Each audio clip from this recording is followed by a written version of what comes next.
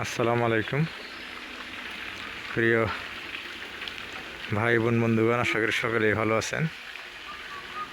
আমাদের অবস্থাটা এই বছরের জন্য তেমনটা আশাব্যঞ্জক না, কারণ বৃষ্টি থামতেছেই না।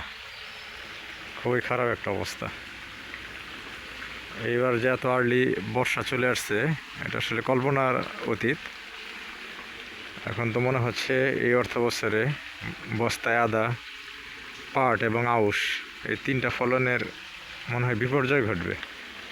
কারণ এই তিনটার একটাও সঠিকভাবে কেউ মাঠে বাস্তবায়ন করতে পারতেছে না, শুধুমাত্র এই আবহাওয়ার কারণে। কারণ বৃষ্টি কোনো মতেই থামতেছে না। প্রস্তুতি নেওয়া হলেও মনে করেন যে কাজগুলো করা যাচ্ছে না, শুধুমাত্র এই আবহাওয়ার কারণে। আপনারা যারা বস্তায় আদা করছেন, তাদের আদার কি পরিস্থিতি দয়া করে জানাবেন, যে কতটুকু অগ্রগতি হয়েছে বা করতে পারছেন কি না আশাব্যঞ্জকভাবে, সেটাও জানাবেন।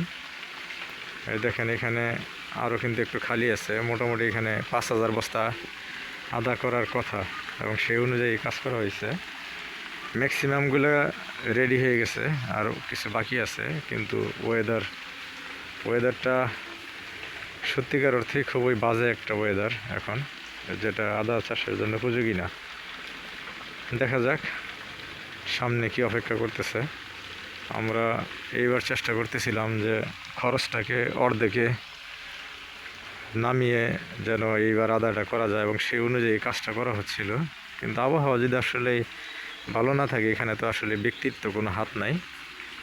আমরা আমাদের চেষ্টা করতে পারি, দেখি বাদ বাকিটার সময় কি হয় সেটা আপনাদেরকে পর্যায়ক্রমে জানাবো। আর আপনারা যারা ভিডিওটা দেখেন, তাদের আদার কি অবস্থা, তারা এই মৌসুমে পাট করতে পারছেন কি না, প্লাস আউশের জন্য ঠিকমতো প্রস্তুতি নিতে পারছেন কি না, সেটাও একটু জানাবেন। কারণ আমি মাঠ পর্যায়ে ঘুরে যা দেখতে পারলাম, যে এই অর্থ বছরে এই সিজনে বিশেষ করে বস্তায় আদা, পাট এবং আউশ এই তিনটারই খুব করুণ অবস্থা। কারণ আউশের বীজতলা ঠিকমতো কেউ তৈরি করতে পারছিল না, বা বীজতলা তৈরি করলেও সেগুলো অতিবৃষ্টির কারণে, ভারী বৃষ্টির কারণে সমস্যা হয়েছে। আর পাট তো দিতেই পারে নাই, কারণ পাট যাও কয়েকটা দিছিল কিছু কিছু, ওইখানে আপনার অতিবৃষ্টির কারণে পাটের বীজগুলো নষ্ট হয়েছে। আর এখন জমিতে পানি থাকা অবস্থায় তার কোনো বীজ দেওয়া যাবে না, পচে এমনি নষ্ট হয়ে যাবে। শুকনো আবহাওয়ার জন্য অপেক্ষা করা হইতেছে, কিন্তু কবে যে সূর্যের দেখা মিলে সেটাই একটা বোঝা মুশকিল হয়ে গেছে। আবহাওয়া অফিস থেকে যা জানতে পেরেছি, এই আবহাওয়াটা হয়তো আরও 4-5 দিন বিরাজ করবে। তার পরবর্তীতে যদি হয়তো পাটটা করা যাবে, কিন্তু আউশ লেট হয়ে যাবে, আউশ করাই যাবে না। আর আদার কী অবস্থা তা তো দেখতেছেন, আদা হয়তো লেট হয়ে যাবে এবার এই অর্থ বছরে। যাই হোক, সার্বিকভাবে বলতে গেলে পরিবেশটা বা আবহাওয়াটা অনুকূলে না এই তিনটার জন্য। এখন বাকিটা পুরাটাই সময়ের অপেক্ষা করতেছি।